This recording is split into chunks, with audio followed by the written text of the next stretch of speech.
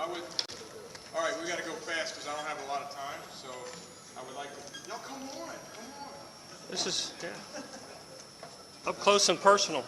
Huh? That's personal. I'd like to play a lot, and I'd like to show you a lot, but we only have a little bit of time, so I have to be selective of what we do. And the first thing I'm going to do, with a former student of mine, he can't say it, but I can say it. He's a member of the Old Guard, and he's not supposed to tell people that. He's got his Southern Miss hat on. So, Scott, to the top. Yep. We have a little kind of a mecca of rudimental drumming. Not the mecca, but a mecca. Is that possible? Have a sub-mecca? Down in South Mississippi, South Louisiana, New Orleans, and that's all due to the fact of from one person that created a kind of a culture down there, rudimental drumming, and that's Marty Hurley. Yep. This drum, as you were asking, is the HV drum. The HV can stand for high volume or Hurley Vogel.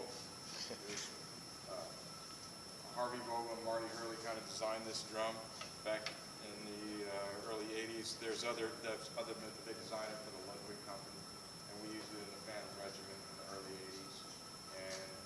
And we actually, the drum line at Southern Miss where I teach, we use these, and there's a guy down there that custom makes them in Slidell, Louisiana. He did yours, right? Valchette. And so that's, and it just, what it does is it lowers the pitch of the drum so you can have a high tension on the drum but yet have the bottom, but it also gives you more snare response. So you can hear snares at a very soft volume, but it also just gives it a lot more body. So when we had the drum designed at Southern Miss, this is a few years ago, I said I want to get the shells cut because I couldn't hear the snare drums. And we marched between 10 and 12 snares. And the first day they came out and played, the band director said, "John, those drums are too loud." I said, "Thank you." He goes, "No, they're too loud." I said, "I heard you." I said, "Thank you." So, all right, so we're going to play, and then we're going to talk about the book. We're going to do a solo that I wrote. I just tried to see how many rudiments I could put on one page, so you can see them all up there. It's called Rudiments Rule. It's a theme. The theme is this.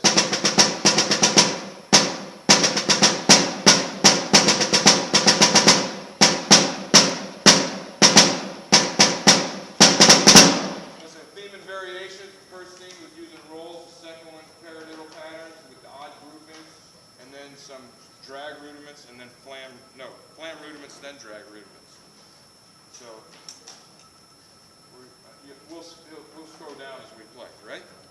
I last played this a few years ago, aside from this. No excuses. Sorry. No Making excuses. excuses already. All right, here we go. Rudiments rule.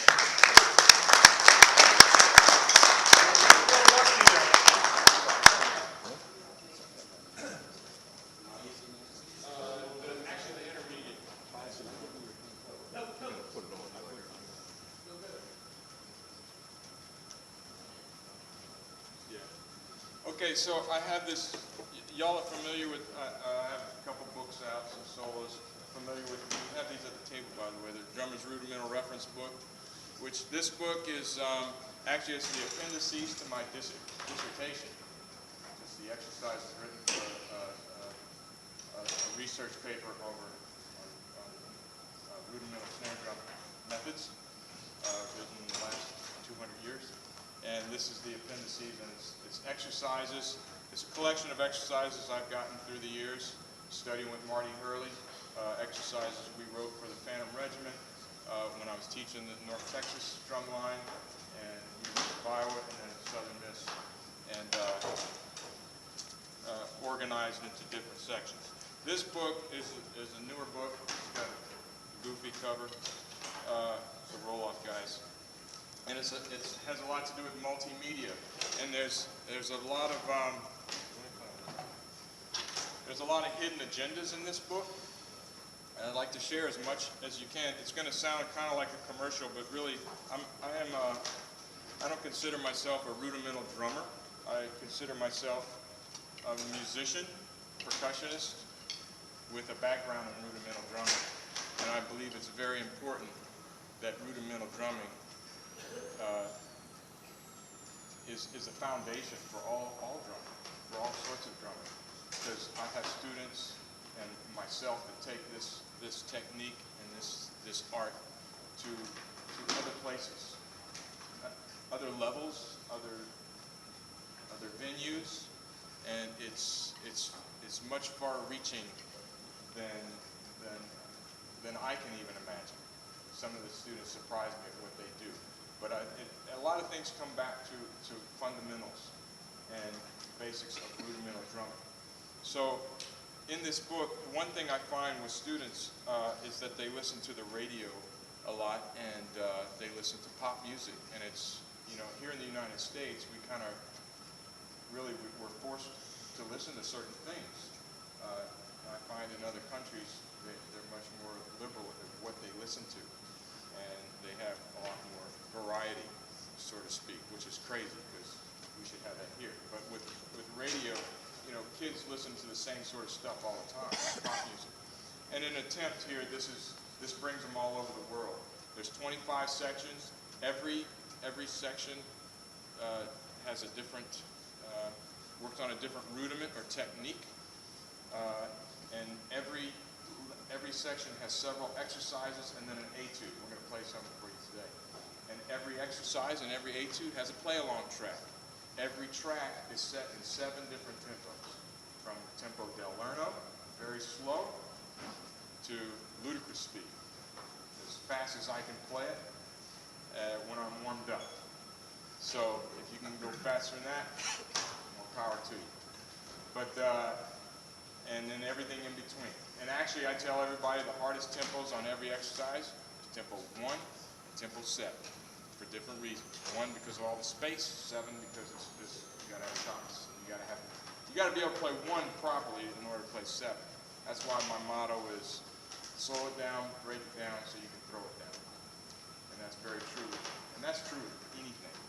Any instrument I teach is true.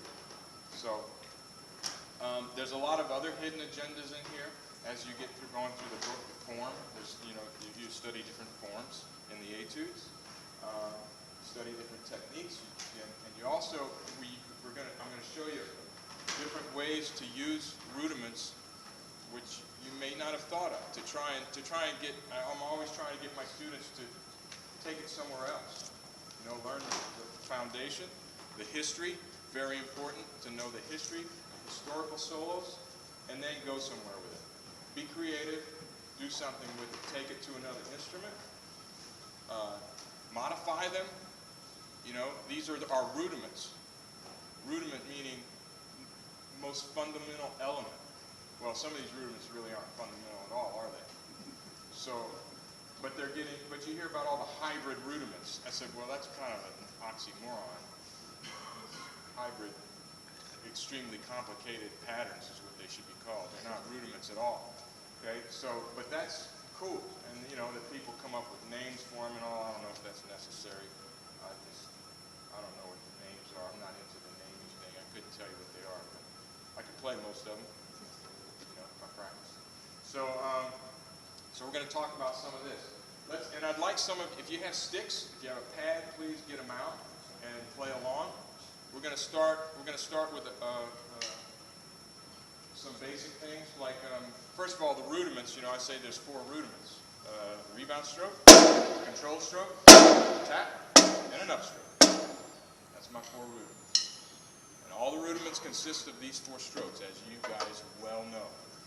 And this is kind of cool doing a clinic with educated, experienced players, because I do a lot of things with beginners and stuff, and I got to stick to that and can't go much further. So hopefully I get to go a lot further with you guys. So a lot of drum lines I see. Let me talk about a couple things real quick. They play these exercises, and I go around the country and work with drum lines, and a lot of drum lines will play like 4 or 5 exercises, and that's it, like for the whole year, 4 or 5 exercises. So what is their 1 rebound stroke exercise? 8 on a hand.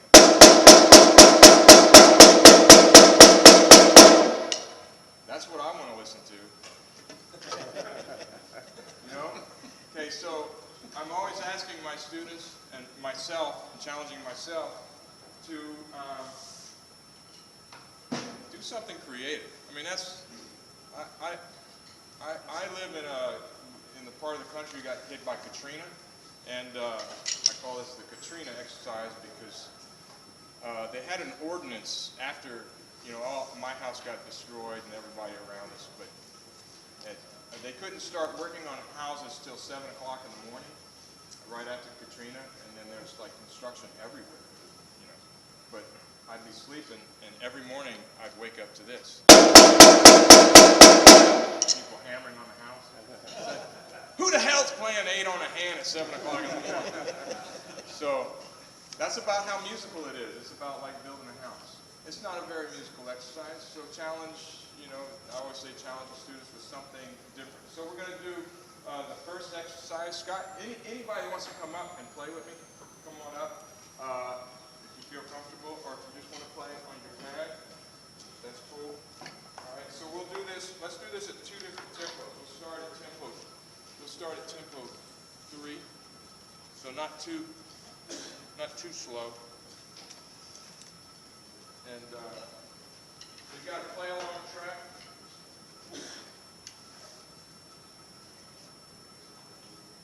What is it? 1, 3. Sorry. Which one do you want? It's the interview. It's that. That's it. The very first exercise. That's it. We're going to start at tempo 3.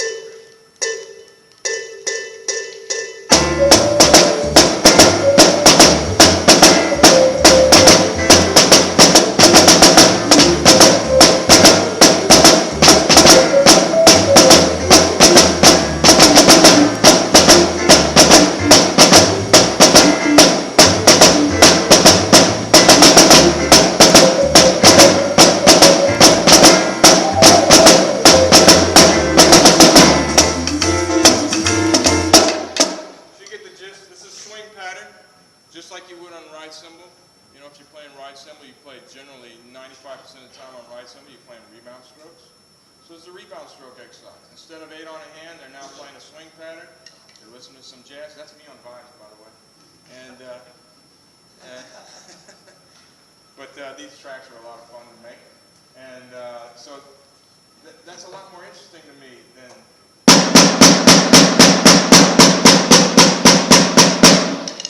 I could actually sit and listen to this in my car. 8 on a hand, not so much. All right, so that's tempo 3 out of 7. So let's go to tempo 5. Just knock it up a couple notches.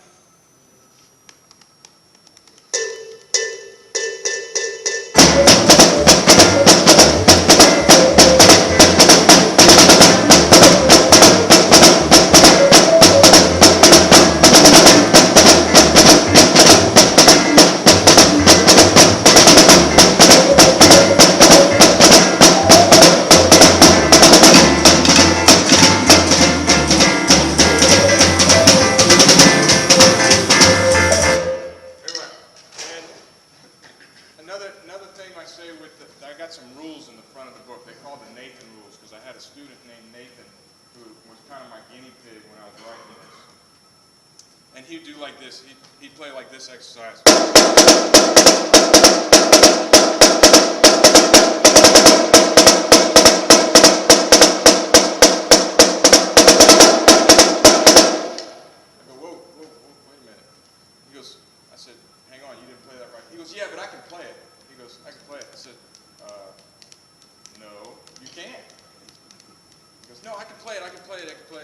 like you might get it right once and then mess it up. Because I can play it. I said, no. By definition, you cannot play it unless you can play the entire track from beginning to end without a mistake. If you can get through the whole track from beginning to end without a mistake, then you can play it. Then you own it.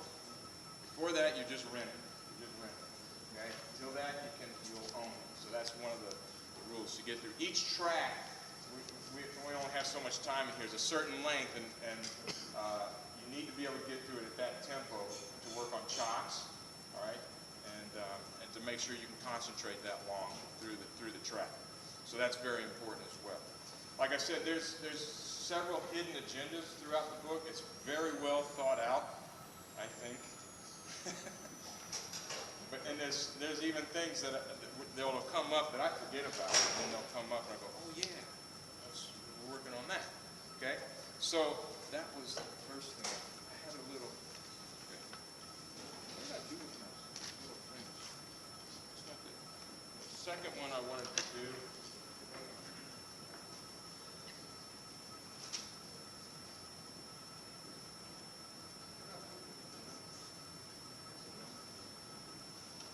Oh, there you go, two.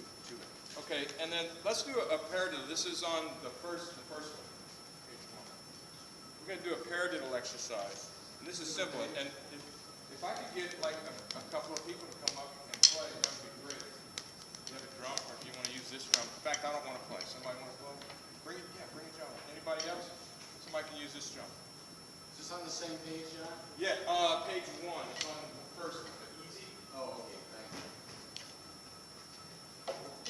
Hey, Scott, sit down. Get out of here, Scott. Let Nathan play. Give it to Nathan. George, would you play?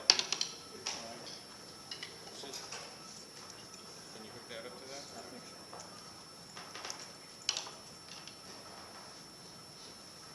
George Carroll, everybody. Yeah, George.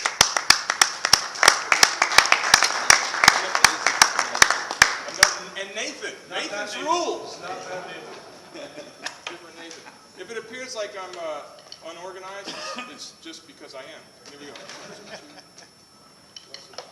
Lesson 5. Okay, this is a simple paradiddle exercise.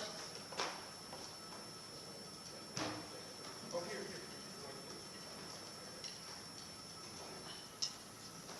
Lesson 5, exercise 1.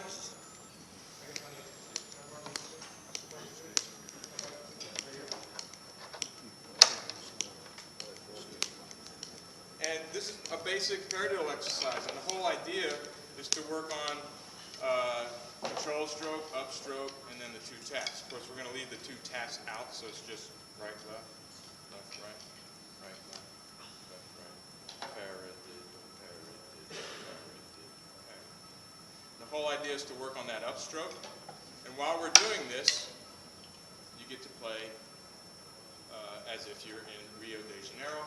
It's going to be to samba. So we're going to do samba. See how this could apply to samba. And we'll do this at tempo 3.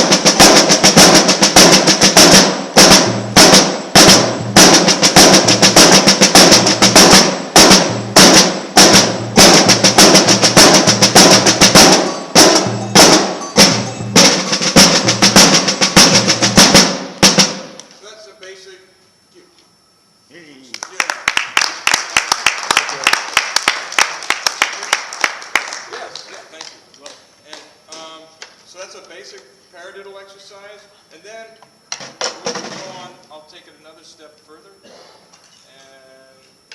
let's go to. We'll come back to that. So hang on a second. No. The second page. The second page.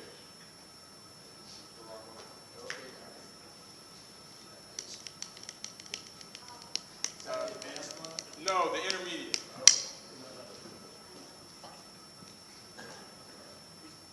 And that's taking paradiddles, and now we're going to use them in a triplet form. So it's like I was telling you,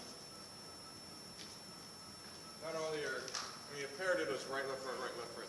Now take the sticking, change the sticking. You can play it in different forms, like in 12/8. You know, and then right away you go, how you play? It's a duple rudiment. How you play in 12/8?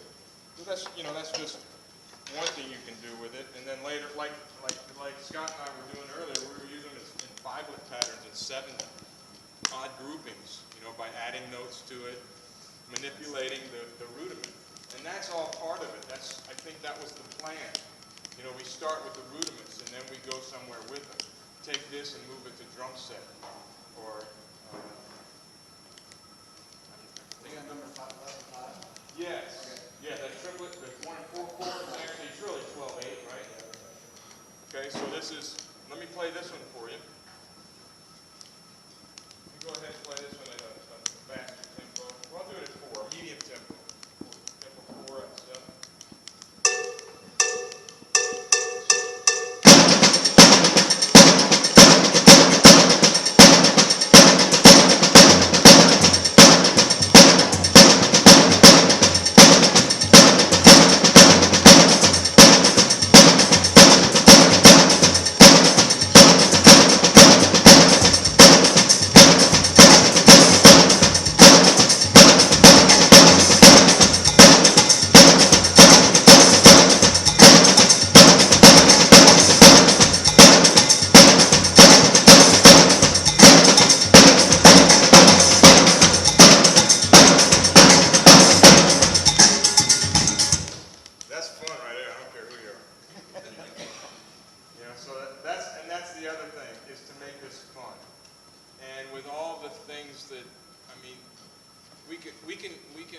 As teachers, we can tell our students, look, put the PlayStation down and work on your rudiments. Go to your room, play paradiddles till you're blue in the face, you know, and work on your rudiments. Get the pad out, get your sticks out. Say, well, it's boring. I don't care. Go to your room and work on. They're not going to do it. You're fighting a losing battle right there if that's your attitude. So my whole thing was to find ways to keep the kids and adults interested in playing rudiments. And when I get students in my office and we're running through these tracks, they won't leave. They don't leave. They won't. Okay, next tempo, next exercise. Come on. Okay, that was tempo 5. Let's try it at tempo 6. 6. Okay, the mag daddy. Tempo 7. Let's go. Let's see. Let's see what we can do. And it's just, I have to chase them out of my office. Eventually, so I'm going, it's working. It's working. I say this is the rudimental snare drum book for the PlayStation generation. You know? So we have to keep them and actually I enjoy the hell out of playing these things. I'm enjoying this right here. I don't know if you can tell, but this is a lot of fun. So let me go on. Let's go to the advanced page. I have no idea how much time I got left. Take on 20 minutes. Oh man. Take all your. Okay, so the next part, we're going to go to the advanced page. We're going to work on flam taps, flam mills. All right, this is a bounce rudiment, and this combines two of my favorite things in music. I play a lot of steel drums.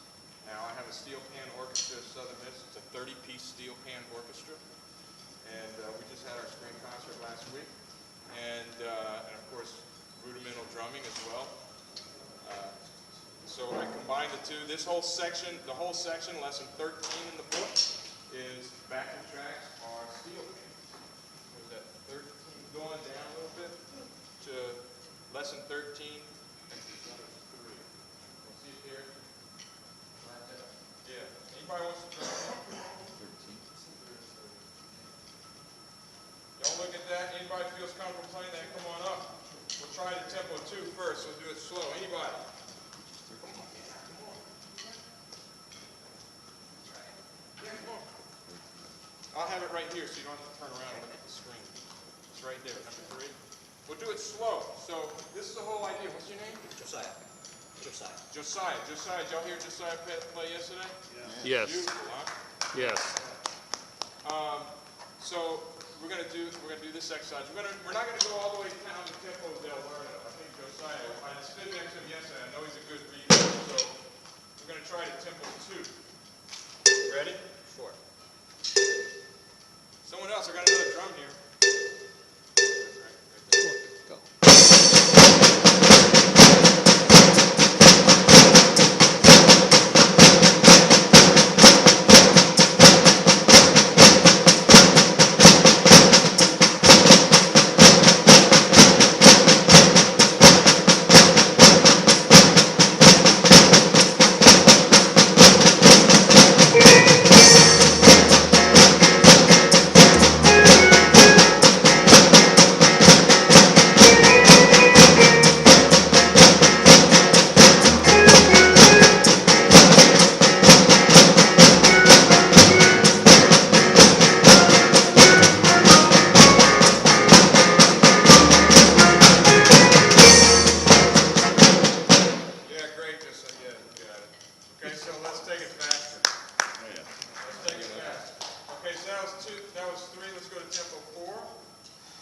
I got another drum. It's another drum. Nobody playing. Come on, Nathan.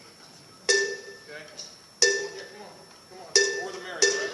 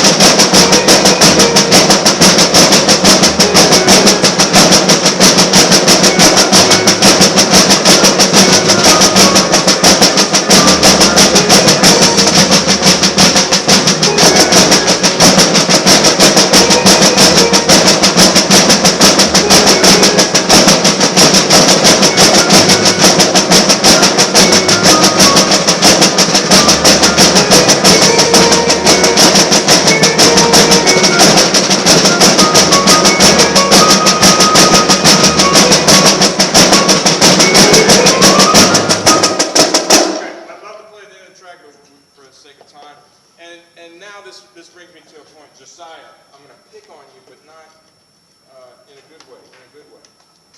Because that's his limit right there. He's struggling at that tempo.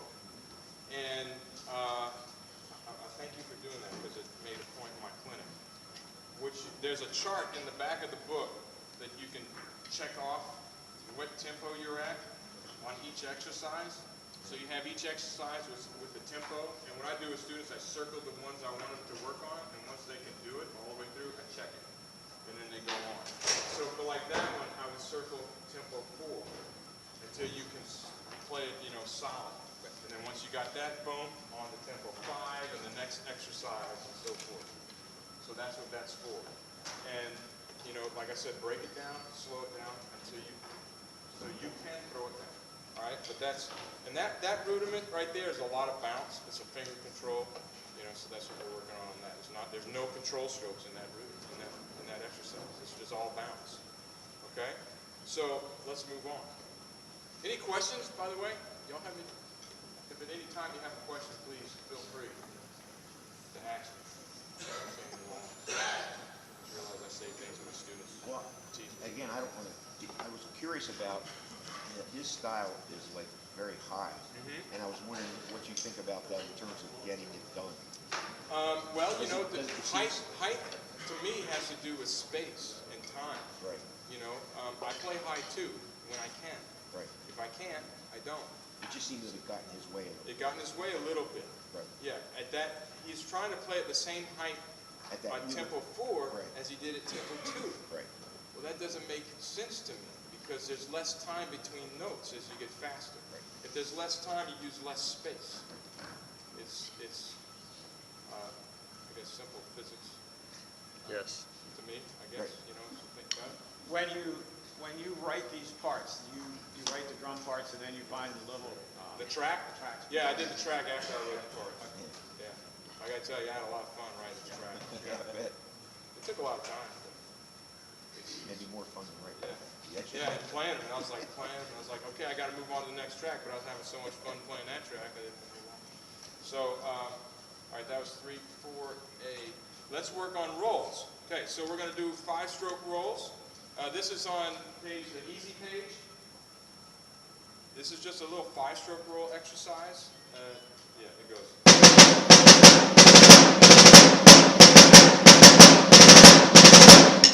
Little stick clip. Okay, on there. That's 6, 9. And here's one thing with, this brings up a good point, especially with you guys. This is basically playing to a metronome. Yes. Which one is that on the screen? I have the easy, it's right there at the The very top. top. Lesson 6, short roll. Exercise 1, 5-stroke roll. This is playing to a very hip metronome is all it is. I despise the sound of a metronome. It just annoys me. So playing to a track is a lot better, but it's the same thing. And what were we doing? We were playing last night, and we had some issues with rolls, remember? Because you guys like to slur rolls. Who doesn't? That makes it funky and human. So that's very important. It's very important to turn the metronome off. As important as it is to turn it on, it's as important to turn it off. And what I mean by that is I work with some DCI lines, and I think they use the metronome way too much. Way too much. And they start to sound like the metronome. And what I found out is when I turn the metronome off, they fall apart because they don't know how to listen to each other. They've been listening to the metronome. And they start sounding like the metronome. With no soul. The metronome can suck the soul out of a person. It really can. Okay, so this exercise, I would suggest being able to play with the track so you can play in time and you know where the time is. You know where the time is. And then turn it off. And then slur all you want to. Slow it down, put a lilt to it, all that sort of thing. When I have students, it's the same thing when I have students work on a piece of music, and they have something that's rubato, and they'll play it, and the tempo's all over the place. I said, the tempo's all over the place. They said, well, it's rubato. I said, you don't understand where rubato doesn't mean you can just totally destroy the time. It means you stretch it, right? So what I have them do is learn that part of the music with the metronome on, and then we turn the metronome off and say, now that you understand where the time is, now stretch it. And then it's rubato. But if you're just using rubato as an excuse not to play in time, that's not rubato. Okay? So we're going to play this in time, and it might be a little different, because we're going to lift, I want to lift the rolls, but we're going to play them in time. And then we might